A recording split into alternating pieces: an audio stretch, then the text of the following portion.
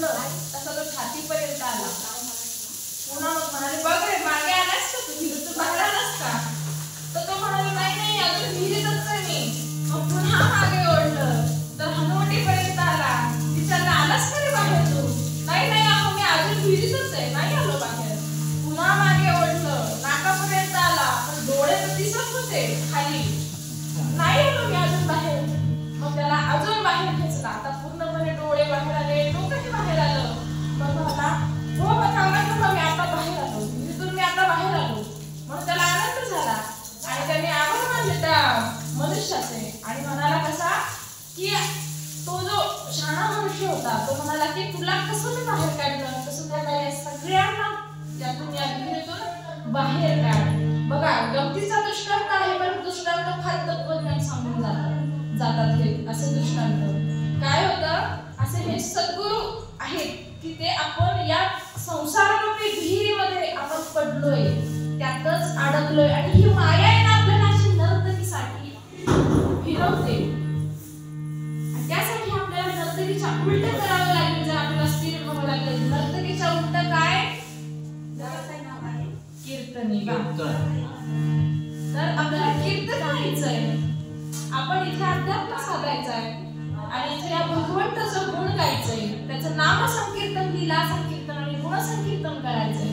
असे हे सद्गुरू असतात की हे आपल्याला सोपं करून शिकवतात. आणि यांनी काय करावं त्या मनुष्याला जसं बाहेर काढलं तर ह्या गुरुंनी या शहाण्या मनुष्याने सांगितलं की या सगळ्यांना बाहेर काढ. असे हे गुरु असतात की आपल्याला या विहिरीतून बाहेर म्हणजे संसाररूपी विहिरीतून आपल्याला बाहेर तर काढतातच पण याबरोबर ज्याला ज्ञान देतात त्यालाही गुरु करतात. हा त्या मागचा अनुभव आहे. बघा ईश्वर सगळीकडे आहे. गोपाळ कृष्ण अर्जुनाला सांगतात ते म्हणतात वासुदेव सर्वमिती. हा जो भगवान आहे सगळीकडे तो चराचर व्यापून असा उरलेला आहे. कसा आहे की पंचमहाभूतांपासून आपलं शरीर बनलंय. ही पंचमहाभूत आहे भूजल तेज समीर भूजल तेज समीर रवि शशिकाश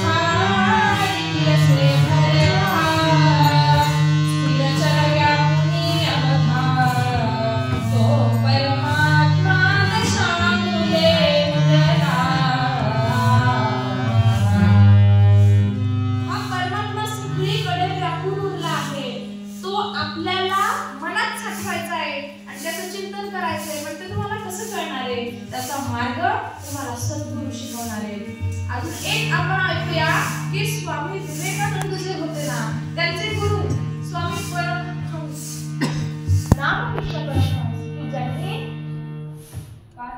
स्वामी विवेकानंदांना घडवलं शिकवलं ज्ञान दिलं. ज्ञान वैराग्य भक्ती विवेकता सगळं काही दिलं सगळं शिकवलं.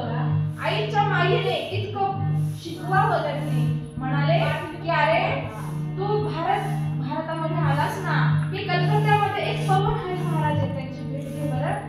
ते भारतात आल्यावर तिकडे गेले कलकत्त्याला त्यांची भेट घेण्यासाठी त्यांच्या आश्रमात गेले. तिथे जसे गेले ना तेव्हा त्यांना कळलं की या बाबांनी समाधी घेतली. पवन हरी महाराज त्यांनी समाधी घेतली आता ते नाही भेटले. मग आश्रम त्यांचा फिरू लागले. आश्रम फिरत असताना त्यांना असं लक्षात आलं की तिथे फार सुंदर आहे फार काही निर्माण केलेलं आहे म्हणजे फार मोठं कार्य दिसतंय. म्हणून एका तिथल्या शिष्याला म्हणाले की मला फिरव जरा आश्रम फिरव आणि मला सांग त्यांच्या जीवनातला काही एक प्रसंग. तर तो शिष्य काय सांगतो बघा.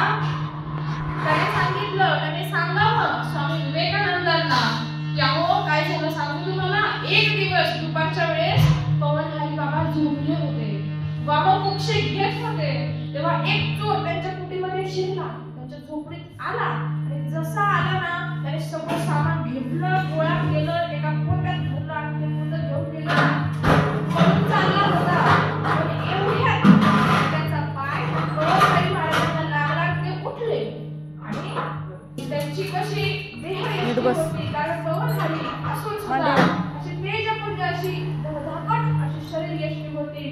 त्या चोराने त्यांना बघितलं आणि त्यांची शरीर यष्टी बघून त्याला घाम फुटला आणि त्याने लगेच धूम ठोकले. आपलं पोतं तिथंच टाकून पळत सुटला आणि पवन हरी महाराजांनी हे बघितलं.